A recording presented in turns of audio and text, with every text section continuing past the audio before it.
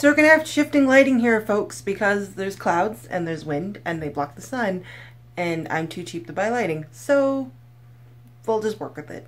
Hey everybody, welcome back to a special bonus video this week. Yes, it's Wednesday. I don't normally post on Wednesday, but it's Wednesday, May 17th, and that is our date to post our 10 for 12.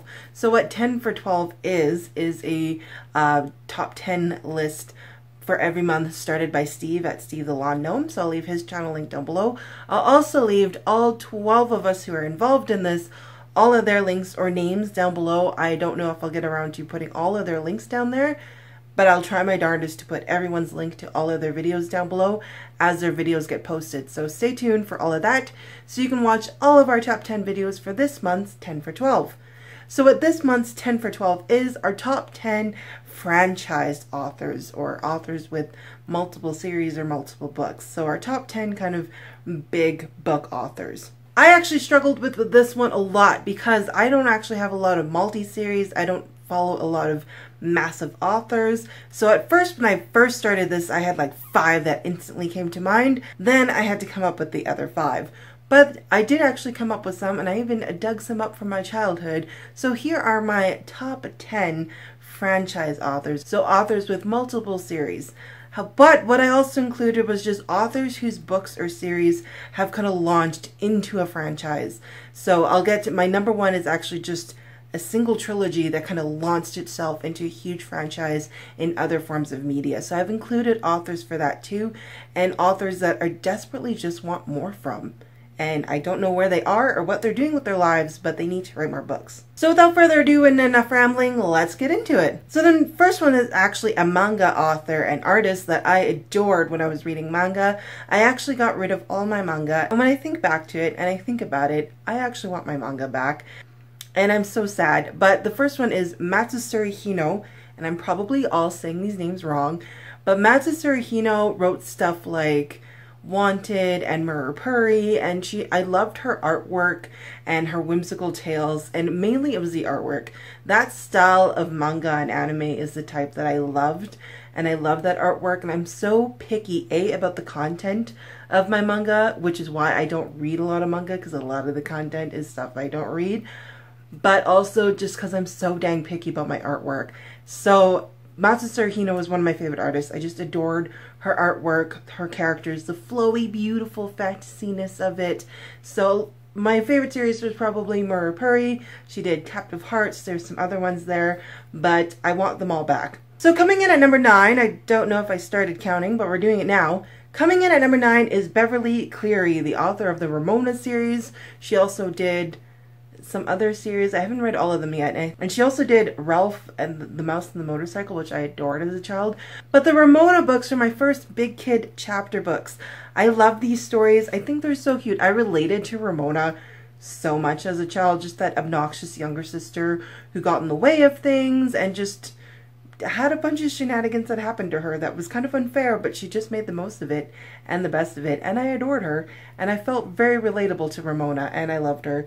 And I love these series. Every child needs Beverly Cleary in their lives, and because she wrote them in a way that was just so timeless, they are adaptable to any time period. So I really like that about her books as well. So I hope that many kids get to read these, because they're just a fantastic series. And this is actually the only book of mine I could find of my Ramona books, which is really sad because my Oma and Opa bought these for me, and I can only find Ramona forever. So I hope to, again, add to my collection of the Ramona books and maybe even check out some more of Beverly Cleary's books. Number 8 is another manga author, and that is Natsuki Takaya. Again, I'm probably butchering it, but Natsuki Takaya is the author and the artist from Fruits Basket.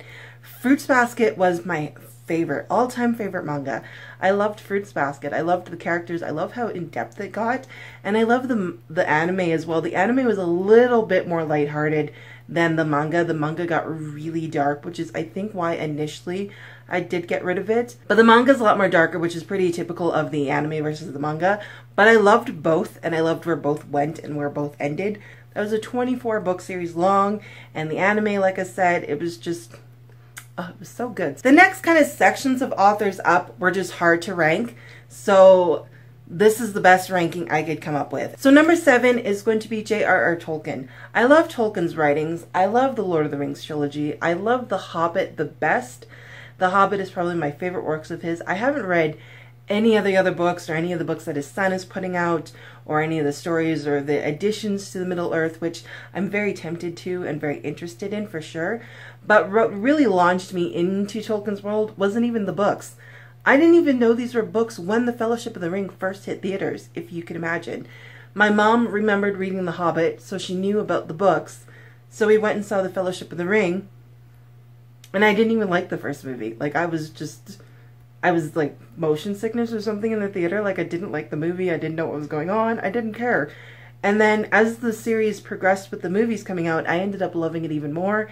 And then when I was in college, I fell in love with the series. I fell in love with the extended editions, and a Tolkien nerd was born. The next author is one that I've recently become more interested in, and that is J.K. Rowling.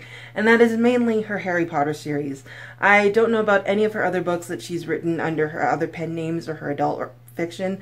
I've only really read her Harry Potter series. This is just a fantasy series, and because of that, I really enjoyed this world. I also really enjoy books with schools or school settings or magical or fictional schools, or fantasy schools rather. So that's why the Harry Potter series appeals to me. Also really enjoy the movies, and again, the franchise that kind of just blossomed and blew out of this. I really liked how they portrayed the movies, even though there's so much missing in them when you're reading the books now, and I've yet to finish the series. Actually, fun fact. But again, and part of this is just really the people it's brought together, and there's so much fun to actually get sorted into your houses.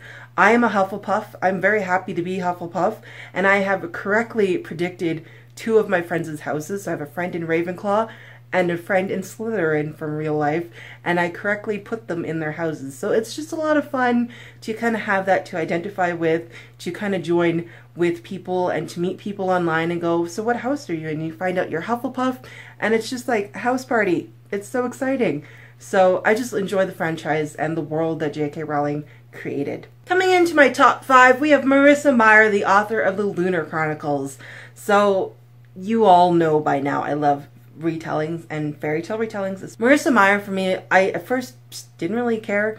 I picked up Cinder, and now I'm hooked on everything that she has written so far, and she's going to write. So I know she has a couple books coming out later this year in November. She just released Heartless.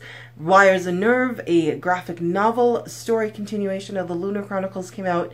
It's a fun world. I love her writing, but more than her writing, I just love her characters. I love getting caught up in her characters and in her whole like a cast of characters. She just makes a great troupe to follow and to get involved in, and I just really enjoy her writing, and I'm really excited for what else she has coming out.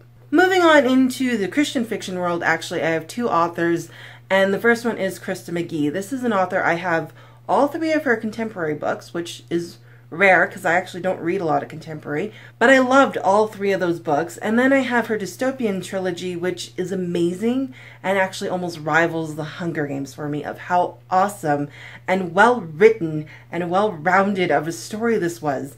I read Anomaly and was hooked. This was so exciting of a story. This was so unique of a story and fascinating for a dystopian. And then the ending of this trilogy was just gut-wrenching, mind-blowing, and it is the only trilogy or the only book series ever where I have actually shipped a couple out of canon and just wanted the OTP that didn't end up, and that's like the only series I've done that, and that was just incredibly done for that to even happen for me. So fantastic series, fantastic author. She hasn't written anything since, and I want more from her. Krista, if you're watching, I doubt it, but could you write some more books, please? Another author of the Christian fiction world is one that I, to date, own every single book she has currently published, and that is Melanie Dickerson. Rarely, and recently this is starting to happen more, but usually I do not own every book an author has put out into print. I am not a big pre-orderer. I'm not a big have to run to the bookstore to pick up a book until I found Melanie Dickerson's books. I loved medieval fiction growing up. I could never find anything appropriate for my age. I love fairy tale retellings, and then we have a combination of appropriate medieval romance meets fairy tale retellings. This is the most exciting thing of my life. I own all 3 of her current series. I'm so excited for just more books that she has coming out. I will pick up everything she writes because, again, of characters. Now the thing with me, even if the plot is predictable or the plot is kind of lacking, if you write fantastic characters, that can save a boring plot. And like, not to say Melanie has boring plots or anything, but Melanie has just these fantastic characters that really fully bring this plot along, and I just get so invested in these fantastic characters, these snappy, witty, heroic, just fantastic fun characters that I end up just falling in love with or relating with on really real levels, and I just love that about her book series. So currently she has a Hagenheim fairy tale retelling, the Thornbeck fairy tale trilogy, and the Regency Spies of London trilogy, which isn't a fairy tale retelling, it isn't medieval, but it's still fantastic. So yeah, currently I own every single book she has ever printed. Coming in at number 2 is the book that kind of launched me into fantasy, the book that kind of developed my imagination, and that is The Lion, the Witch, and the Wardrobe by C.S. Lewis. Now, for the rest of C.S. Lewis's works, like the Space Trilogy, I have attempted to read that. That's about as far as I got. I've read the first 2 books in that, and if you ask me what it's about, I can't actually tell you, because I have no idea what he was talking about. But as for the Chronicles of Narnia, I love these books. I adore these books. Also, any of his other works like the Screwtape Letters or Mere Christianity, I really enjoyed Screwtape Letters. I found it really eye-opening.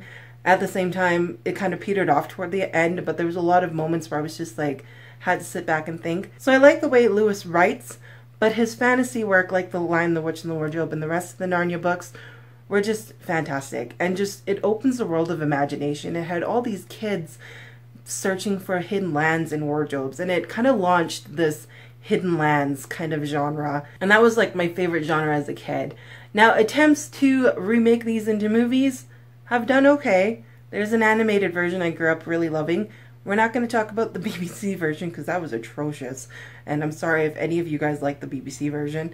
The Disney ones, the first one did okay. I don't want to talk about Prince Caspian and the voice of the Dawn Treader, but the first one for The Lion, the Witch, and the Wardrobe did very well. So as a franchise author, I think Lewis is hit or miss when it comes to interpreting his works, but in reading his works, he is spot on. So this is another one I kind of cheated on. I couldn't find a lot of authors with multiple series that I love, and this author hasn't written anything to date. She wrote a fantastic trilogy that kind of A, launched my love of the YA genre, and B, kind of brought me back into reading after not reading during high school and college, and that was Suzanne Collins with The Hunger Games. This series is phenomenal, and I need her to write more books. I know she has written some more middle grade books before, but since The Hunger Games, she hasn't written anything YA, and she needs to write more. Because like I said, I haven't really fully invested in characters since I met Katniss and Peeta and Primrose and Gale, even Gale, like just all of these fantastic characters, and just to invest in so much and care so much what happens to Katniss and even Effie and Haymitch, like just she needs to write more books. And then the franchise that kind of launched her that with the Hunger Games movies, for book to movie adaptation, these are probably my favorite book to movie adaptations. Now there are some changes in it, but I know that Suzanne Collins worked on the screenwriting for the movies, so if the author okays it, I'm okay with it. And I just fully enjoyed the movies that came out of this, and the books were just amazing. Like, I'm rambling on. But yeah, so this is another one I kind of cheated on, but Suzanne Collins needs to write more books, please. And thank you. So those are kind of my top 10 franchise authors, or authors with multiple series or multiple books. And I kind of cheated on them just because, to be honest, at this point, I don't have a lot of authors of multiple series.